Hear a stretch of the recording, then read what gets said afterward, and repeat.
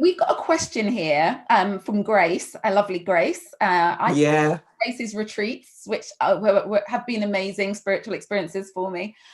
So she says, Jenny, Jessica, and Jackie, 3 J's, please say more about how you see and experience the paradigm shift. So who would like to speak to that first? So she's saying how you see and experience the paradigm shift. I'm going to say this to Grace. I know Grace, and I think this is a great question. Everything that I'm speaking to here is about how I experience the paradigm shift. The shift in, really having those conversations about what is meaningful, what is important, what do I stand for, where do I want to spend my time and my energy, what organizations do I really, really want to work with and for, what are the things that I want to speak out about? What is it important for me not to be silent about? I have never been one to shy away from vulnerability, but I see it as a real resource and a real strength. And I feel like my work in this time is to really support other people who are, whether they're in the front line, whether in a senior leadership role, to recognize that vulnerability is a strength. I've always seen it as that. And that from this place of vulnerability, we can really allow ourselves to really challenge. And I think for me, that is a word that is really important right now. We are in a space of, VUCA. I always never remember what it all stands for. Volatile, uncertain, complex, and ambiguous. Absolutely. We are in a time of transition.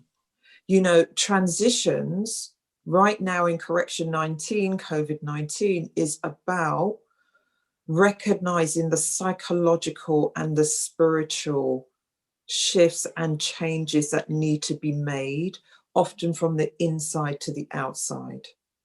If organizations are really going to embrace this, it means that everybody has to be really asking themselves, what does this actually mean for them? So those are some of my thoughts. I can see you've got some thoughts there, Jess. Yeah, I was going to say, for me, it's about being present, actually, to really experience it, and not trying to keep changing and keep adapting too quickly, like for me personally. So it's being able to stop and be still and notice what's going on, and actually hold those powerful questions in that before then taking action. And in my coaching as well, it's encouraging my leaders, yes, there's a lot going on, but actually what's really going on for you right now? Dig deep, be present. What's really going on for you right now? And to really feel and experience what's going on, as opposed to being in that constant state of motion and doing, and actually not really listening, not really feeling, not really digging deep. And in their leadership, by being able to feel, it brings on those feelings of being compassionate, being able to be empathetic, because you're really feeling what's going on and really listening. And one of the things that I wanted to say as well, when you were talking, Jackie, it came up for me that in the listening space as well, listening to more diverse voices, because actually in listening to more diverse voices, you're more open to what's going on in the wider world, not just in your small world as a leader, because actually what's going on in the wider world is impacting what's happening for leaders right now. Everything in terms of, as Jackie mentioned, the Black Lives Matter, but the massive change that's going on in the world. There's something about feeling and being present in where you are right now, and then getting in touch with the impact and the difference that you want to make.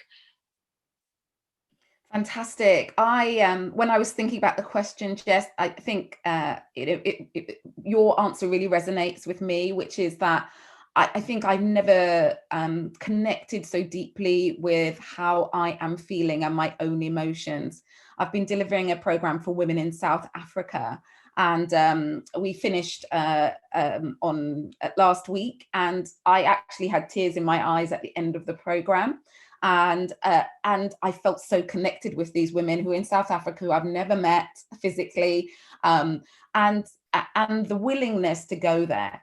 I have a willingness to go to that very emotional place to feel my feelings, you know, as they say, feel your feelings much more, and enable other people to feel their feelings, not in an indulgent way, but actually there's so much information, there's so much data, there's so much that can help you within your emotional space. And I think we've privileged that cerebral space for a long time. It's all about data, it's all about the information, it's all about rational, it's all about logic. And believe me, I still am a rational, logical, organized person, but I have you know, that real willingness to go and feel my feelings and share my feelings and actually feel other people's feelings at this time. And I believe that this is part of that paradigm shift. However, you know, with these feelings, it's about relationships. And I think relationships have never been more important, but maybe never been so, you know, more challenging to create, to nurture, to look after, because it's taking more effort. It takes more out of you. You know, as a leader, in terms of your energy, it takes a lot more to really empathize and to really be compassionate, to really care about your colleagues, when you might also have family and other caring responsibilities. And so although you've got to feel your feelings and help other people feel their feelings and be empathetic, there's something about how you manage your energy that is key to the process, because you can give and give and give and burn yourself out. Is how do I give? How do I care? And I think it's a new operating model for us all. We've got to work this out. We've got to work our way through it. And for me, this is what this paradigm shift is about. I love what Jess said about inclusion and actually helping everyone to thrive and belong is key in society, not just in the workplace. But in that is, I've got to be willing to hear someone from an underrepresented group, that what they're really feeling and really care about it, not just say, oh yeah, they're poor them, let me get on with my happy life now. You know, I've got to be willing to go there. And it's, you know, this is, I believe, what the paradigm shift is about.